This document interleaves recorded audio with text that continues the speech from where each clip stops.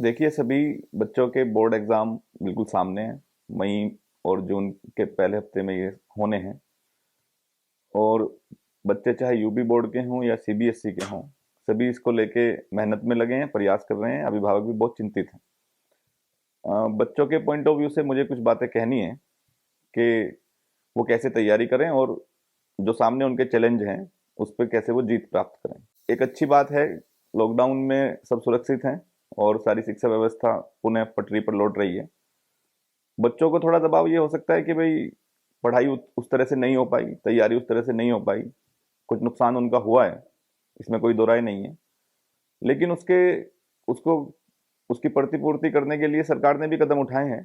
30% बच्चों का सिलेबस कम किया है और परीक्षाएं भी थोड़ा लेट की हैं, जिससे कि थोड़ा और अतिरिक्त समय उनको मिल गया, जिसका दिख भी रहा है, बच्चे उसका सदुपयोग कर रहे हैं। और अगर उसको ठीक से उन्होंने उपयोग किया तो जो नुकसान लग रहा था कि हुआ है वो नहीं होगा, परिणाम सुखद आएगा, वो पहले से बेहतर आएगा जैसा मुझे दिखाई दे रहा है। तो आज के टाइम में बच्चे को क्या करना चाहिए, इस पे मैं कुछ सुझाव दे सकता हूँ। मेरा मन है कि एक तो मुझे ऐसा लगता है सिलेबस सबके पूरे हो चुके हैं, अब हम रिवाइज कर रहे हैं।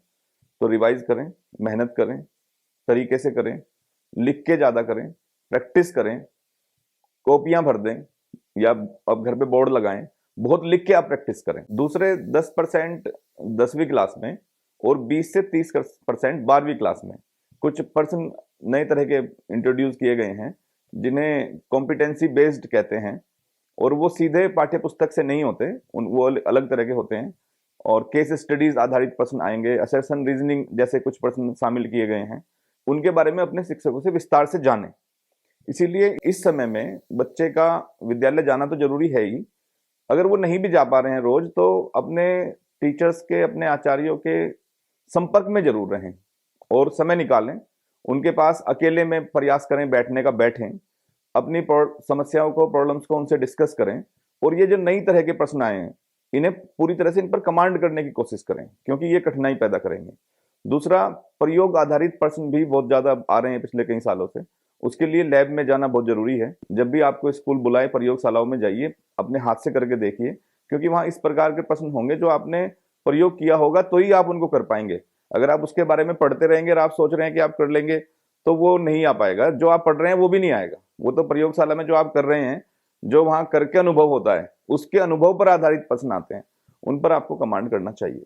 दूसरा, माता पिता से मेरा अनुरोध है कि भाई बच्चों का मनोबल बढ़ाए रखें, उनका मन अच्छा रहे, इसका प्रयास करें। और मन और तन जुड़ा होता है, शरीर स्वस्थ रहे, खाने पीने का ध्यान रखें और एक्सरसाइज का भी ध्यान रखें, रूटीन का ध्यान रखें।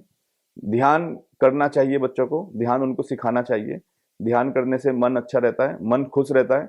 और योगा करें, शरीर स्वस्थ रहेगा, योग करें और ध्यान करें और एक अपना अच्छा रूटीन बनाएं, अपना खान पान अच्छा रखें, तो निश्चित रूप से आपको सफलता मिलेगी। धन्यवाद।